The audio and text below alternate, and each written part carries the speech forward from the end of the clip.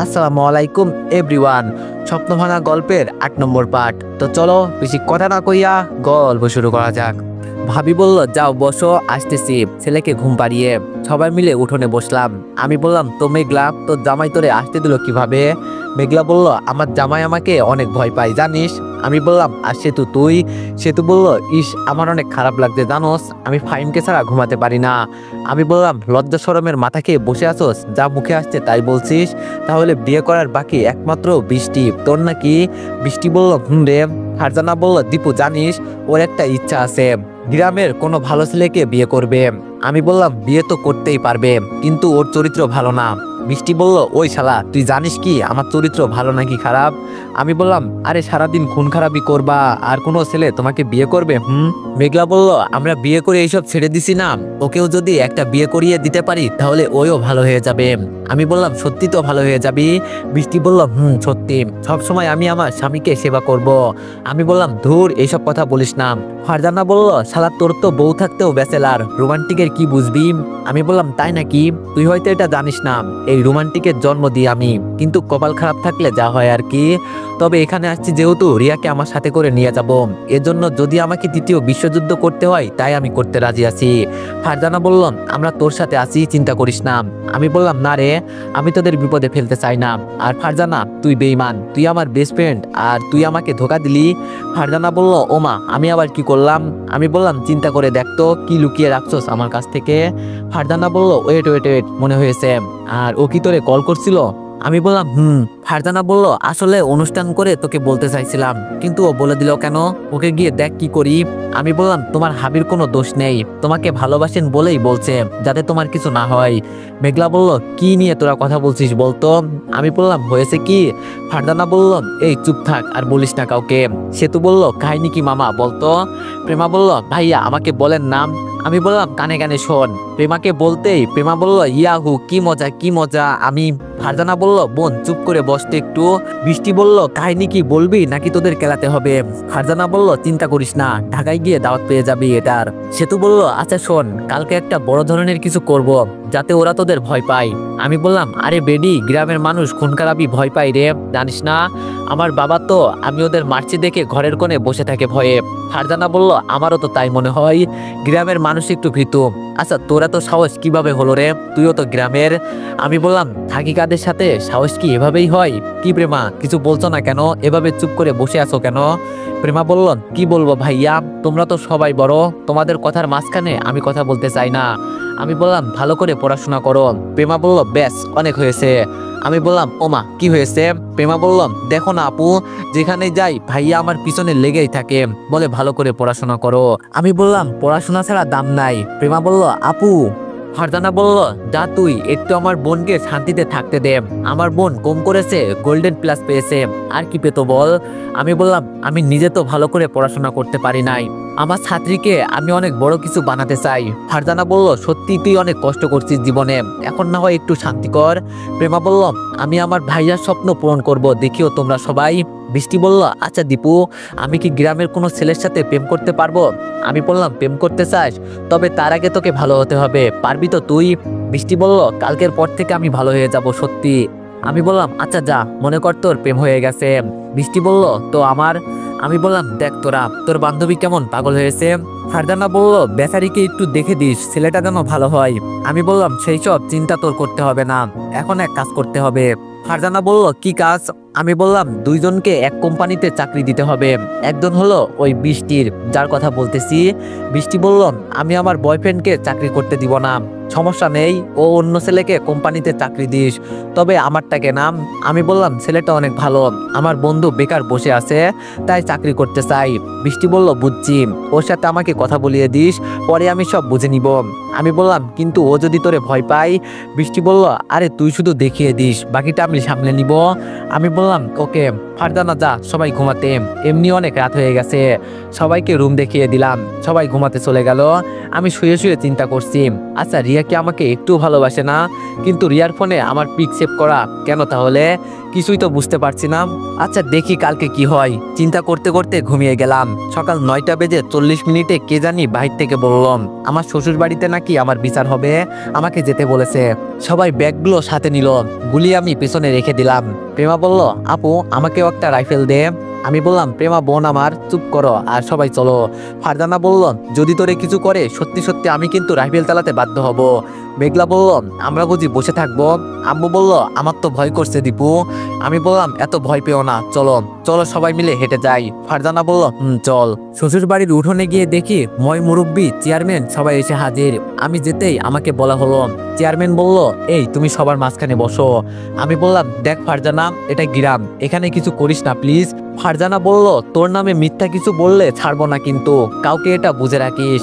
আমি গিয়ে সবার মাঝখানে দাঁড়িয়ে আছি। চেয়ারম্যান বলল, দাঁড়িয়ে থাকা লাগবে না, বসো এখানে। আমিও বসলাম, তবে মাটিতে। আমাকে বসার জন্য কিছু দেওয়া হয় নাই। সাইডে দেখি রিয়া দাঁড়িয়ে আছে, রিয়া বড় বড় চশমা দিয়ে।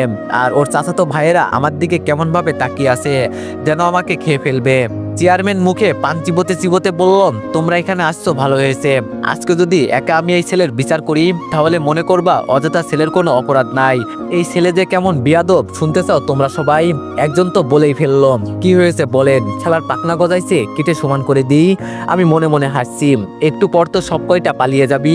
এই ছেলে ঢাকা থেকে আসছে ভালো কথা। সেই দিন আমরা 3 জন ভাতিজা। চাচা শ্বশুর এর ছেলের দিকে তাকিয়ে বলল, এরা সেই দিন ওর ভাইয়ের কাছে গিয়েছিল জমির বিষয়ে কথা বলতে। তাই আশেপাশের কয়েকজন মানুষ গিয়েছিল, হয়তো দেখতে চাইছিল ওরা কি করে। কিন্তু এই ছেলে ঢাকা থেকে আসছে, শরীর গরম, কয়েকটা টাকা কামাইছে।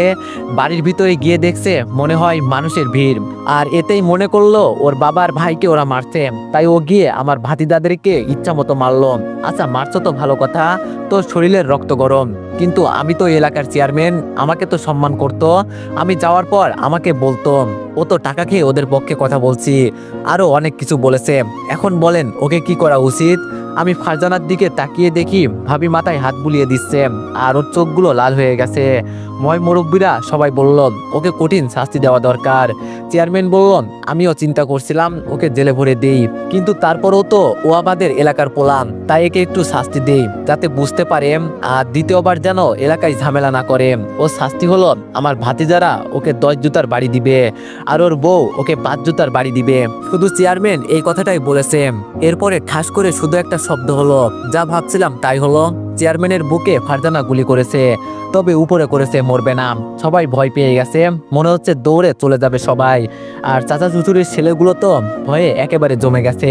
ফারজানা বলল, এখান থেকে কেউ যাওয়ার চেষ্টা করলে তার গায়ে গুলি করতে বাধ্য হব, তাই বলছি চুপ করে বসে থাকেন সবাই।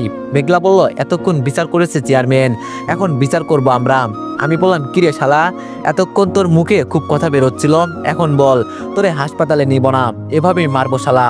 ফারজানা বলল, এই তোরা শোন, সত্যি কথা বলবি নাকি চেয়ারম্যানের মতো ভরে দিব? সব কয়টা ভয়ে ভয়ে সত্যি কথা বলে দিল। হঠাৎ দেখি পুলিশ এসে হাজির। সেতু বলল, এই মাদারিরা কোথায় থেকে আসে যে বুঝি না, ওদের জন্য একটু শান্তিতেও থাকতে পারি না।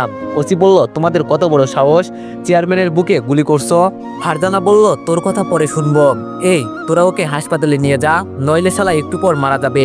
কিছু পুলিশ চেয়ারম্যানকে গাড়িতে করে নিয়ে গেল, আর অন্যদেরকে অনুমতি দিল আমাদের হ্যান্ডকাপ লাগাতে। মেঘলা বলল, তবে রে তোর চাকরি আজকে খাইছি। আমি বললাম, মেঘলা একটু হুমকি দিয়ে দে, তাহলেই হবে। মেঘলা ফোন বের করে ওর বাবাকে কি জানি বলল। একটু পর ওসির ফোনে একটা কল আসলো। ফোনটা কেটেই ওসি বলল, সরি ম্যাডাম, আমি আপনাকে চিনতে পারি নাই, মাফ করে দেন। মেঘলা বলল, তোর ডায়লগ শুনতে পারবো না, এখান থেকে যা, আর যেন এমন ভুল না হয়। ওসি ওদের দলবল নিয়ে চলে গেল। ফারজানা বলল, কি তোমরা দেখছো আজকে কে দোষী? এখন বলো ওদের কি করতাম, গুলি করে দিব? আমি বললাম, ফারজানা থাক, বাদ দে। ফারজানা বলল, তুই চুপ থাক, আর তোর বউ জানি কে? আমি ইশারায় দেখিয়ে দিলাম। ফারজানা বলল, কি চশমাওয়ালি ম্যাডাম, কেমন আছেন? রিয়া কিছু বলছে না, চুপ করে দাঁড়িয়ে আছে। ফারজানা বলল, কার জন্য আপনি এখানে আটকে আছেন বুঝি না? যে আপনার জন্য 4-4টি বছর ধরে অপেক্ষা করে আছে, তার কোনো দাম নেই আপনার কাছে? জানেন দোষটা ওর। আমি ওকে বলেছিলাম চলো আমরা বিয়ে করি। কি শুনে অবাক হচ্ছেন? হ্যাঁ, অবাক হওয়ারই কথা, কারণ ওকে আমি ভালোবাসতাম, কিন্তু ও শুধু আপনার জন্য আমাকে ভালোবাসে নাই, বলে কি জানেন, আমার বউ আছে রে, আমার হক আরেকজনের কাছে, আর আপনি করলেন কি? সিসি, আমার ভাবতেও লজ্জা লাগে, এটা তোর বউ যে কি না। আচ্ছা এখন তো সত্যি কথা শুনছেন, এখন চলেন। দেখেন আমার বন্ধু এখনো আপনার দিকে তাকিয়ে আছে। আমি রিয়ার দিকে তাকিয়ে দেখি রিয়া ওর চাচাতো ভাইয়ের দিকে তাকিয়ে কি জানি দেখলো। দেখলাম ওরা চোখ দিয়ে না করছে, কি জানি হয়তো ও ভাইদের সাথে হাত মিলিয়েছে। ফারজানা বলল, দেখো দেখো ভাবি, দেখ শালা। ফারজানা আমার কাছে এসে বলল, আমি বললাম বাদ দে ফারজানা, চল এখান থেকে। ফারজানা বলল, যাবো রে, তুই কাকে বিয়ে করলি রে? যার তোর জন্য একটুও মায়া হয় না। কেমন বউ তোর? হ্যাঁ, আমি তোর জন্য ঢাকা থেকে চলে আসছি তোর কথা শুনে, আর ও কি তোর বউ? এই মেয়ে, তুমি জানো ও আমার বেস্ট ফ্রেন্ড। আমার পেটে 2 মাসের বাচ্চা রেখে, আমি আমার স্বামীকে রেখে, আমার বেস্ট ফ্রেন্ড যখন বলছে বিপদে আছে, আমি কোনো কিছু চিন্তা না করে চলে আসছি। আর তুমি? সিসি, থাক, দরকার নেই তোমার মতো মেয়েকে। আমি আমার বেস্ট ফ্রেন্ডকে আরেকটা বিয়ে করাবো।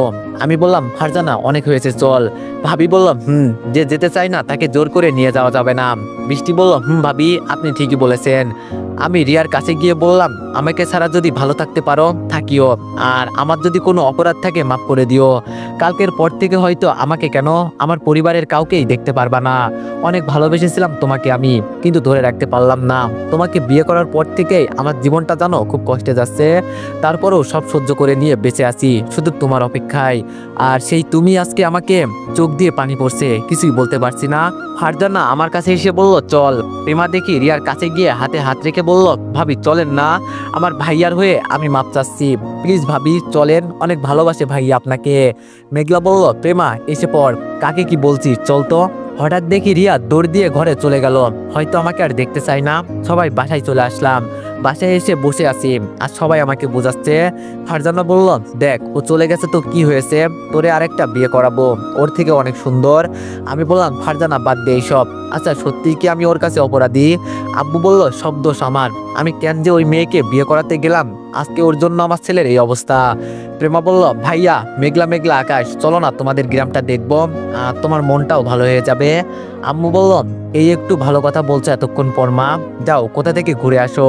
ফারজানা বলল, দীপু চল। আমি বললাম, যাবো চল। আর আম্মু, কালকে সকালে আমরা সবাই এই গ্রাম ছেড়ে চলে যাব। আম্মু বলল, কি বলছিস এত তাড়াতাড়ি? ভাইয়া বলল, আর কয়েকটা দিন থাকি। আমি বললাম, আমি কারো কথা শুনতে চাই না, আর ভাইয়া আমাদের জমিগুলো বন্ধক দিয়ে দে, এই নিষ্ঠুর এলাকায় আর থাকবো না, চল আজকে তোদের এলাকাটা ঘুরে দেখাবো। ফারজানা বলল, এই না হলে আমার বেস্ট ফ্রেন্ড, শোন মেয়েদের জন্য মন খারাপ করবি না, একটি গেলে আরেকটা আসবে। আমি বললাম, দেখ তুই কিন্তু এখন কিছু বলবি না, নইলে তোরে ধরেও খেলাবো। প্রেমা বলল, বাদ দেন ভাইয়া, আজকে খুব মজা করবো সারাদিন, কালকে তো চলেই যাব। সবাইকে নিয়ে বের হলাম। বৃষ্টি বলল, দীপু তোর বন্ধুদের কল দে। আমি বললাম, আমার তো কোনো বন্ধু নেই। ফারজানা বলল, দেখ বেচারি কালকে তো চলেই যাবে, একটু সেটিং করিয়ে দে না। আমি বললাম, তুইও বলছিস এই কথা? ফারজানা বলল, যতই হোক ও তো আমাদের বান্ধবী। আমি বললাম, আচ্ছা ওয়েট। ফোনটা বের করে ফাহিমকে কল দিলাম। ফাহিম বলল, বল। আমি বললাম, এইখানে আইতো। ফাহিম বলল, তুই খেতে কি করিস? আমি বললাম, বান্ধবীদের সাথে ঘুরতে আইছি। ফাহিম বলল, ওরে বাবারে, তোর কি বান্ধবী, পরে আমাকে যদি গুলি করে দেয়? আমি বললাম, শালা ওদের মনটা অনেক ভালো, আর তুই সুমনকে নিয়ে আসিস, আর আসার সময় একটা জাল নিয়ে আসবি। ফাহিম বলল, জাল দিয়ে কি করবি? আমি বললাম, মাছ মারবো নদী থেকে। ফাহিম বলল, আচ্ছা অপেক্ষা কর। ফারজানা বলল, সত্যি তোদের এখানে মাছ মারা যায়? আমি বললাম, বৃষ্টি বলল, দীপু মন খারাপ? আমি বললাম, হালকা। মেঘলা বলল, দেখ তোর কথা ভুলে যা, ও হয়তো আর তোর জীবনে ফিরবে না। আমি বললাম, এমন করে বলিস না, ওর জন্য আমি দরকার পড়লে আরো অপেক্ষা করব। ফারজানা বলল, দেখ ঘুরতে আইছি, একটু মজা করতে দে, মন খারাপ করিস না, আর এইসব নিয়ে পরে কথা হবে। আমি বললাম, আচ্ছা চল সামনে আগাই। প্রেমা বলল, ভাইয়া এই ক্ষেতগুলো কার? আমি বললাম, ওই সামনের গুলো মনে হয় আমাদের। ফারজানা বলল, সত্যি যে গ্রামের পরিবেশ এত সুন্দর আমার আগে জানা ছিল না, নইলে বছর একবার হলেও গ্রামে আসতাম। আমি বললাম, যখন মন চাই আসবি, এটা তো আমাদেরই গ্রাম। ফারজানা বলল, এখন আর তোরে লাগবে না, আমরা একাই আসতে পারবো। ফাহিম বলল, বন্ধু এসে গেছি। আমি বললাম, ও এসে গেছোস, চল আগে ওদের গ্রামটা ঘুরে দেখাই। বৃষ্টি বলল, দীপু ভাই আমার। আমি বললাম, বুঝতে পারছি ম্যাডাম, বলতে হবে না। সুমন, ফাহিমের কাছ থেকে জালটা নে তো তোর কাছে। প্রেমা বলল, দেন ভাই আমার কাছে, আজকে আমি মাছ মারবো। সুমন বলল, তুমি এটা নিতে পারবা না মামুনি, দাও আমার কাছে। প্রেমা বলল, ভাইয়া এটা কি তোমার বন্ধু? আমি বললাম, কেন? প্রেমা বলল, খুব কিউট। আমি বললাম ওর বউ আছে। প্রেমা বলল দূর ভাই, তুই দূরে যা। আমরা সবাই ওর সাথে হাসতে লাগলাম। আমি বললাম ফাহিম তুই একটু ওর সাথে কথা বল, কি জানি বলতে চাই, পিছনে যা। ফাহিম ভয়ে আমার কাছে এসে বলল যদি গুলি করে আবার আমাকে, বুঝছি তুই আমাকে এখানে মারতে আনছস। আমি বললাম বৃষ্টি তোর জিনিস তুই বুঝে নে, আমি কিছু বলতে পারি না। বৃষ্টি বলল এইদিকে আসো, বিশ্বাস করো দুইটা কথা বলবো আর কিছু না। ফাহিম বলল সত্যি তো? বৃষ্টি বলল তোমার বন্ধু তো এখানে আছে আর তুমিও তো আমার। আমি বললাম হয়েছে হয়েছে, যা কথা বল। আমরা সামনের দিকে তাকিয়ে হাঁটছি আর দেখছি। প্রেমা বললাম ভাইয়া সামনে তো কাদা, এখন কি করব, কিভাবে পার হবি বলতো? প্রেমা বললাম আমি ভাইয়ার কোলে উঠে চলে যাব, তোমরা কাদা পেয়ে যাও। ফারজানা বলল আচ্ছা জুতাগুলো এখানে রেখে যাই। আমি বললাম প্রেমা বলল ভাইয়া কোলে নাও। আমি বললাম দেখো কত বড় মেয়ে বলে কি কোলে নিতে কেমনটা লাগে বলো তো?